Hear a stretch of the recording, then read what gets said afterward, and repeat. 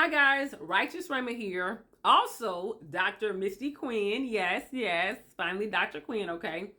Today's video is going to be on the title, They Already Know.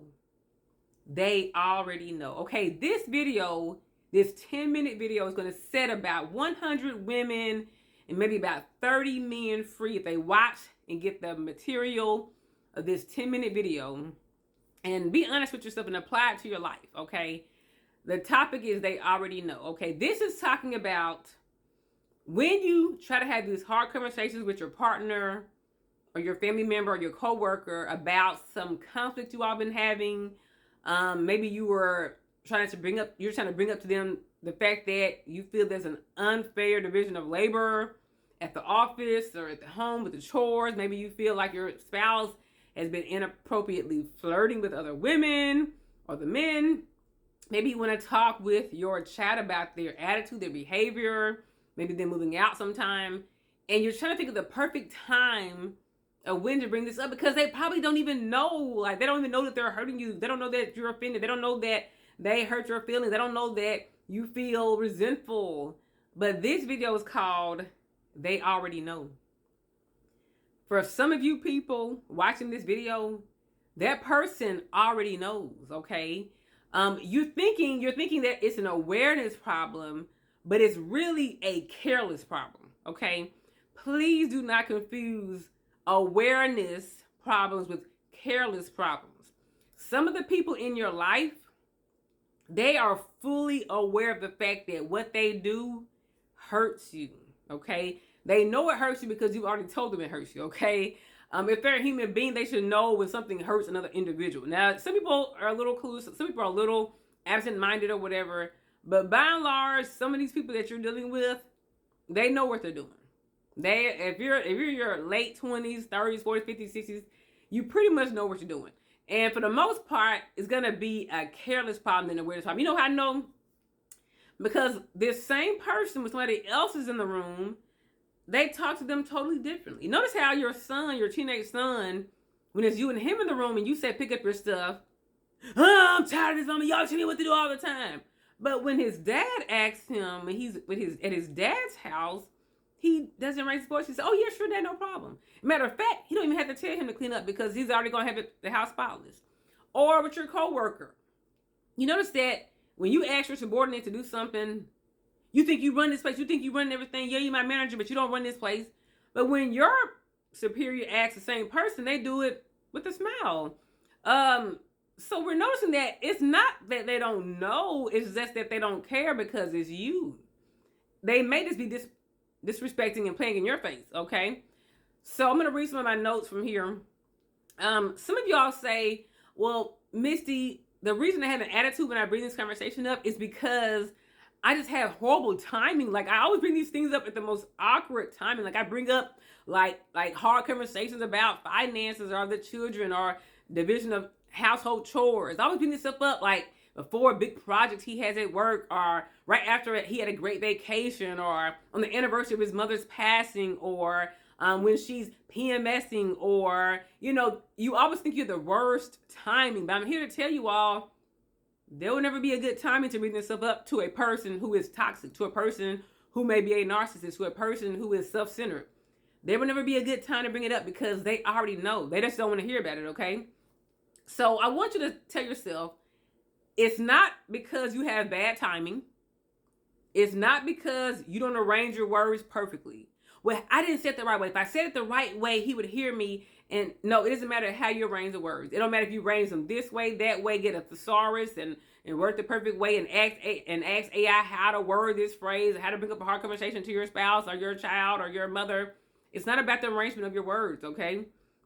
It's not about your approach. You want to tell me too fast. You want to tell me too strong. You want to on me with your shoulders and your chest all that. You kind of offended me. You was kind of coming at me kind of offensively. It's not about your approach either, okay? It's not about the time of day. Well, I'm going to go to bed. You bring this up at 10 o'clock at night. You bring this up at 8 o'clock in the morning. You bring this up at 12 o'clock on a Saturday when we're not even working. It don't matter what time you bring this thing up. This person simply does not want to hear you, okay? They don't care about how you feel. All right, you thinking it's a sequence of presentation. Well, see what you should have done, you should have sandwiched it. You should have said a compliment, then the criticism, then a compliment, and then they would have heard you, and then they would have, and in some cases that's the case. Sometimes that's the case. Sometimes people, if you're going to come at them with something hard, you got to kind of cushion it. Hey, baby, I love you so much, but I really need you to pick up, your slack with the household chores, but I love you no matter what. You're my everything. I love you. Sometimes arrange works, but that doesn't work for people who are like super toxic. People with personality disorders, that may not even work for them. It usually does not work for them. They don't want to hear anything at all, okay?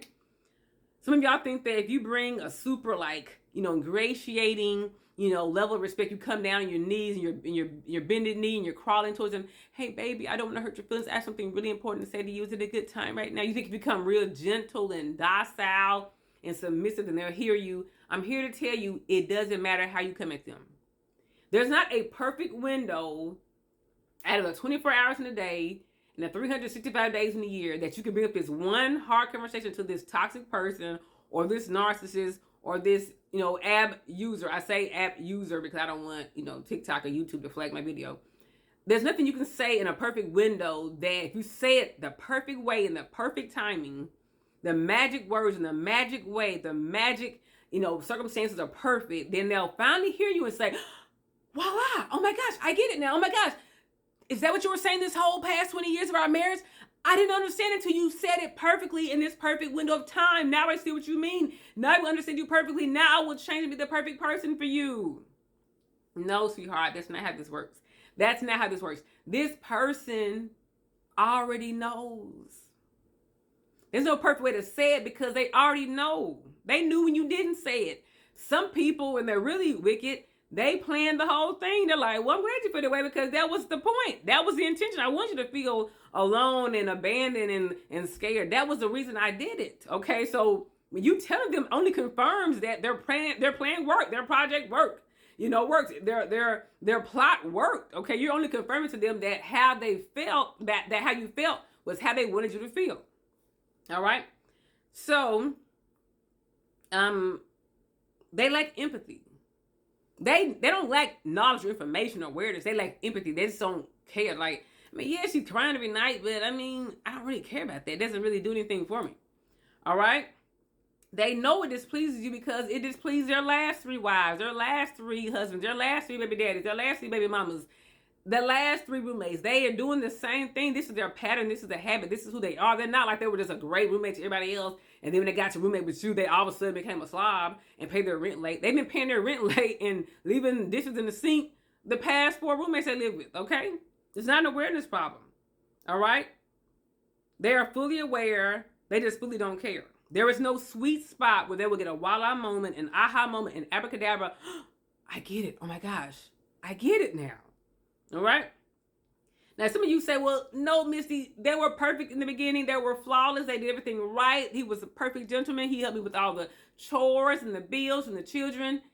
That was an act, okay? That was a pretend. That was his mask that he put on or that she put on in order to pull you in, okay? Once the mask fully worked, they said, okay, I got her now. She's pregnant or he's engaged me now. I'm already moved in. We're relying on each other's on each other's finances. I can finally be myself now. So what you're seeing now, that's the real them. When you met in the beginning, that was the love bombing fake version of them. That was the trick. That was the mask. Well, who you see now, that's the real them. Okay, the real them is here now. The mask is gone forever. The mask will never come back on unless they're trying to impress somebody else, in your family or in your friend group or whatever, your church, your neighborhood. But who you see not helping you, not paying half the bills, not helping with the children, not changing diapers, not washing dishes, that's the real them. That was them the whole time, okay? All right? That was a mask. And so don't think, well, if I bring it up, not so close to their birthday, not so close to the anniversary of their mother's passing, not before they have to turn a paper in, it doesn't matter. You can bring up, it could be the most perfect circumstances in the entire world aligned in this perfect 3-minute window of time. You say, baby, I got something to talk to you about. And they say, yeah, sure, anything. As soon as you bring it up, they're going to switch on you so fast, it's going to be like, you always been planning. You always got something to say. You can't never had nothing good. We were doing so good for so long and we were doing this perfectly fine. So you beat this mess up. You never satisfied. You're never happy. You always got something to say. Then they storm out and then it's awkward again. The person knows. They just do not care. Thanks for watching, guys. Buy my book on Amazon or Kindle, Gaslit, Escaping the Narcissist Pit. Bye.